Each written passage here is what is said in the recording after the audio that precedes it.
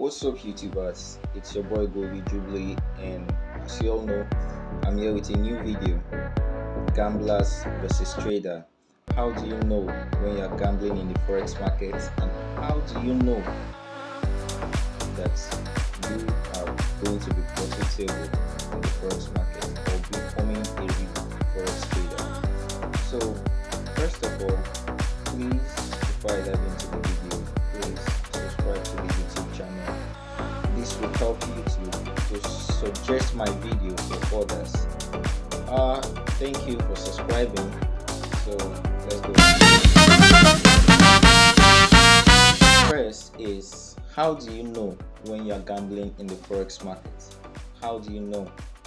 First, a gambler always wants to make profit, so he or she looks out for short-term trades, trying to take trades for just 1 minute, 2 minutes.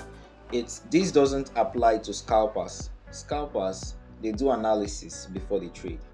They have analysis, but a gambler doesn't do any analysis. He or she just picks up the phone and goes to MT5 and just open the app and just starts trading. He doesn't know what's going on. He doesn't have a good knowledge about forex, and he just starts trading. And also, when you're gambling in the forex market, you also want to get rich quick. You're always looking for, okay, for example, Jeffrey just bought a Lamborghini. Habi has a private jet. No one wants to be broke forever. Yes, I also don't want to be broke forever, but you have to make sure that you don't have it in mind that I want to get rich quick, because you might just have an $100 account, and imagine you placing a standard lot on a $100 account. And it's gone. You know that a standard lot is equivalent to about it's $100. Yes, and it's gone. Just let me say 10 pips and it's gone. It's gone. So if you've been doing that, you also want to stop that. Make sure you calculate your risk before entering a trade. And also, a gambler also does not understand risk management or doesn't follow risk management. So if you don't understand and you have not been doing that, make sure you start now, so that you don't end up losing all your money in the forex market. And also, when you're a gambler, or when one is gambling the forex market, you also over leverage.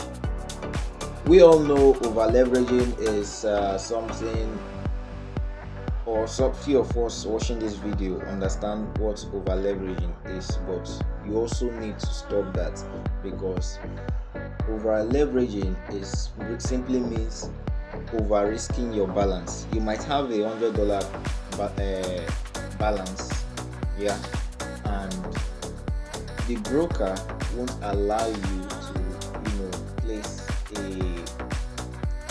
0.5 lot size, because they know that's off point, like you're going to lose. Some brokers won't allow you, but when you are over leveraging, they will allow you. Totally, it's free. Just place as you want. So you also need to stop that if you want to last in the forex market. And also, you also want to stop having fear or greed when you want to enter a trade. Like I said, Jeff just bought a Lamborghini and he's traveling to Dubai and so on. So you want to get rich. You also need to stop that, because when you do that, you have that greed in your mind. I also want to buy a Lamborghini. You end up losing your account and start looking for money to fund the account. I know these days money is very hard to come by. You know that, more especially to start again. My goodness, it's very hard, bro. So just stop. And you also want to make sure you have a consistent rule, or a gambler doesn't have a rule or have a way of entering his trade. sometimes they just do their analysis, and maybe a trader is trading, let me say your strategy is support and resistance or trend line, just trend line, and the market just come and hits your trend line. That doesn't mean the market will start moving in your direction immediately. You need confluences, you need things to prove it that that strategy or the market is going to move in that direction. You need confluences to prove it. If not, you end up losing the trade and it's gone. You get it? So you also want to stop that. And lastly, for a gambler, also holds and does not set stop loss on a losing trade. You hold this losing trade and you hope, you are praying to God that hold and behold, you lose that trade for real, bro. You're going to lose it for real. No lying to you. So don't hold that trade that is on losses, hoping, praying, or even increasing your stop losses. And also stop increasing your TPs. Maybe this TP, the TP, if you are an SMC trader, for example, your TP is at that high, but now your mind tells you that you should increase it because you need $12 in order to make a purchase of something that is $12. You start looking for $12. Why not just close that $6 and then wait for the next setup, and then boom, more than 6 or so, you've gotten it. Anyways, for you to know that you're a real trader, you should do these 7 things. First is learn how to trade. Make sure you get a mentor. Look for someone who knows how to trade. At least there is no 100% accurate strategy, but make sure the person who you're trying to learn from understands the strategy and is also profitable and consistent in it. Okay, so you also want to learn this forex trading. And secondly, when you've gotten the skill, when you're trading or when you're practicing, make sure that you always take partials, because when you take partials, that will help you in your journey. Because why do I say so? When you take, imagine risking a 10 pips on a trade, and you have a balance of $100. You have $100 currently on your balance, and you are risking 10 pips. That's $10, I guess. No, it's $1. 10 pips. Yeah, if you are risking 1%, yeah, it's $1. And you are risking that, and the lot size you are supposed to use is 0.001, the smallest lot size of all. That's what you are supposed to use. Imagine you doing that, and maybe on the trade you see that this tip you're supposed to have, let me say, 2 TPs. You've seen something unstable like that. You see, if I take this partial here and also partial here, you are okay. You know that on MT5 the smallest lot size is 0.01, and if you close 0.01, that means that trade is gone. So what do? You want to make sure that you add, let me say, 0.03, that's making it 3%, so that you take partials at those 3 TP levels. Maybe you have 3 TP levels. You want to take partials so that you secure it, you secure the trade, you don't lose everything if that trade doesn't goes and hit the TP. Maybe the last one is the last one that will even run. Sometimes you even come back to your SL and hit it. You know that you've secured the other 0.01 and 0.01 lot size. You've already secured those ones. And also, you want to have a consistent entry rule. If you are trading SMC or ICT, support and resistance. Make sure you have or you know the candlestick patterns for pattern traders and demand and supply, all of that.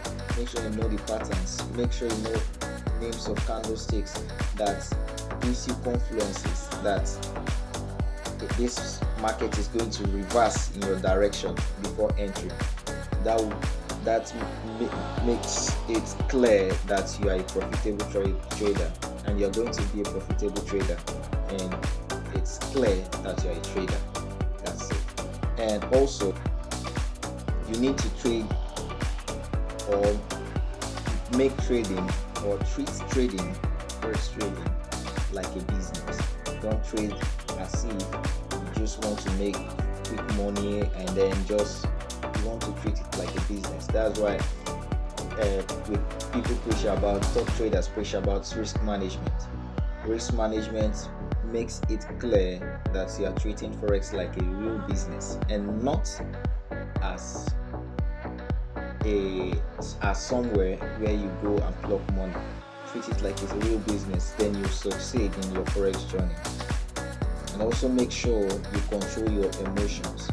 Control them, because if you don't, possibly you're not also a profitable trader. What I normally do when I enter a trade, how do I control my emotions? Instead of me sticking around the trade, you know what I do?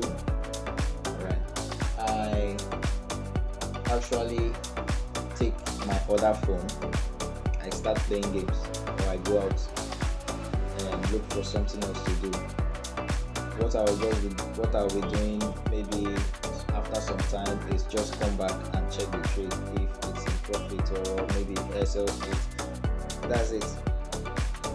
It means you're controlling your emotions, because when you stick around your trade, you also always get the confidence that this trade is going to reverse against you. It's going to reverse against you. You also need to control your emotions, please. And also try to understand market behaviors. Try to understand how market moves before entering a trade. How it's reacting to a support level, how it's reacting to your other block level before entering a trade. You understand? And lastly, make sure that you accept small losses. That's why risk management is always cool. Imagine going for a trade with a 1:2 risk to reward, and you have a loss on the trade. You lost the trade, and you just risked 1% or 2% on that account. You only lost $2. $2 is nothing on a $100 account. It's nothing. It's just that the balance has been reduced by 2%. But if you have a profitable trade in maybe your next trade is profitable, you know that trade is that balance is going to get back into profit. You get, it's not going to be the original amount you deposit, but it's going to be into profit. So start taking small losses, always knowing that big wins are always close. Big wins. Let's go bizarre in this trading journey. Make sure you like and you share your ideas about this video, anything you want me to improve on, and make sure you comment on the next video you would like me to make, or maybe my strategy, anything. And I'll leave my Telegram channel link on the comment section so you can join. And that's the end of this video. Thanks for watching, and peace out.